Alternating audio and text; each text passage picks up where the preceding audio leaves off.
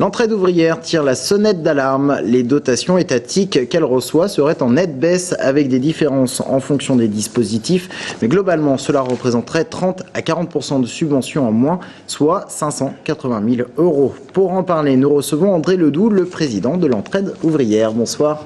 Bonsoir. Alors, 580 000 euros en moins de subventions, cela paraît énorme. Est-ce que vous êtes sûr déjà on a reçu des courriers de la direction départementale de cohésion sociale nous annonçant les chiffres pour l'instant. Alors, il faut dire pour vos téléspectateurs que ça concerne l'accueil, l'hébergement d'urgence et l'orientation. Ça ne concerne pas tous les dispositifs. Mais c'est des baisses considérables. Alors, par exemple, à l'entraide ouvrière, ça représente les hébergements en hôtel. Oui, alors il y a les hébergements à l'hôtel, il y a les hébergements aux chutes, centre d'hébergement d'urgence temporaire Hiverité au foyer Saint-François, le centre Germaine Dolbeau dans lequel on fait l'hébergement d'urgence, et puis le Casou, que tout le monde connaît, à côté des Halles. Qui est le placement où il y a l'accueil et l'orientation des gens. Et alors concrètement, sur ces dispositifs, quelle baisse vous avez notée ?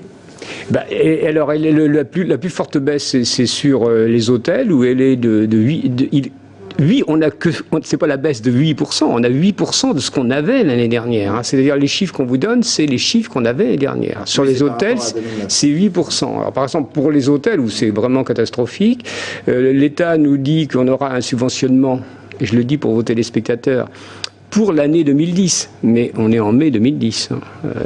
C'est ça, en plus, ce que vous leur reprochez, c'est de... c'est comme ça tout le temps, mais ça veut dire que quand même, il ne faut pas reprocher aux associations de mal gérer, parce que vous ne savez pas ce que vous allez avoir comme financement. Quand même.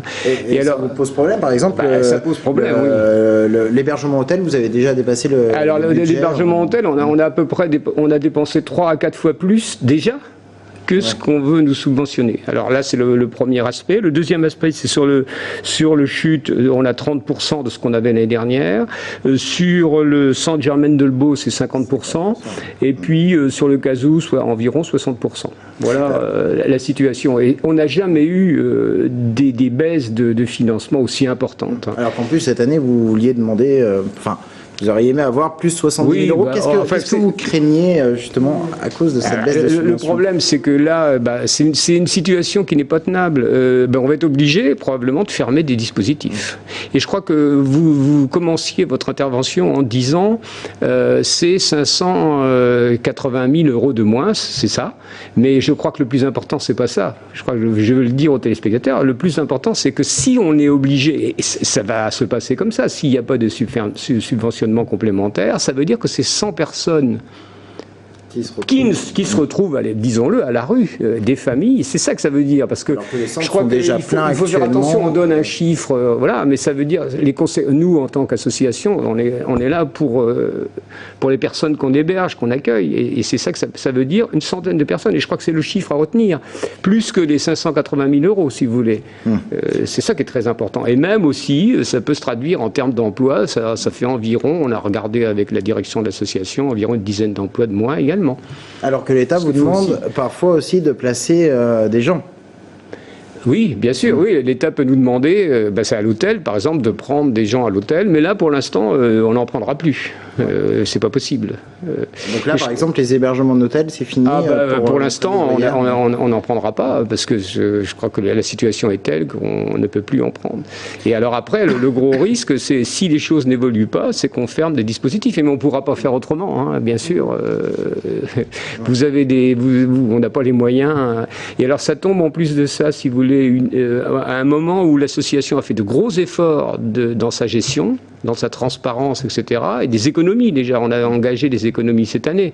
Donc voilà. Et est-ce que quand même, chaque année, à la même époque, vous vous retrouvez dans la même situation? Alors là, vous parlez quand même d'une véritable baisse, mais est-ce que vous tentez pas aussi un petit peu on va dire la polémique pour essayer d'avoir plus de fonds? Est-ce qu'il n'y a pas un rattrapage à la fin de l'année? C'est ce que je vous demandais en fait. Oui, mais c'est sans commune mesure. Bon, ce qui se passe en fin d'année, c'est que les services de l'État disent on a des compléments de financement, mais la proportion n'a strictement rien à voir avec ce qui est annoncé là, c'est-à-dire c'est marginal. Par exemple, l'année dernière, en fin d'année, on a eu 100 000 euros de plus, et pour l'ensemble. Vous voyez, c'est presque rien par rapport aux 500 000 euros. Non, mais c'est une baisse de financement qui est considérable. La situation n'est pas tenable. Et le risque, c'est je crois qu'on sera obligé de fermer des dispositifs, quoi. Mais il y a d'autres associations qui sont dans la même situation dans d'autres départements. Vous allez vous unir pour lutter? Bon, nous, on est adhérents à la FNARS. C'est une fédération des associations d'hébergement, quoi. Oui, bien sûr, on peut pas faire autrement. Mais là, on a voulu alerter le préfet d'Indre-et-Loire, mais c'est plus que le préfet d'Indre-et-Loire que moi j'ai envie d'alerter, c'est l'ensemble de nos concitoyens. Et pour l'instant, vous avez une réponse très rapidement? Non, pour l'instant, on n'a pas de nouvelles. Je pense que c'est évidemment pas le préfet d'Indre-et-Loire qui décide des affectations de crédit, hein, donc c'est pas. Mais nous, notre rôle d'association, c'est de l'alerter. André Ledoux, merci beaucoup d'être venu sur ce plateau, nous donner vos explications.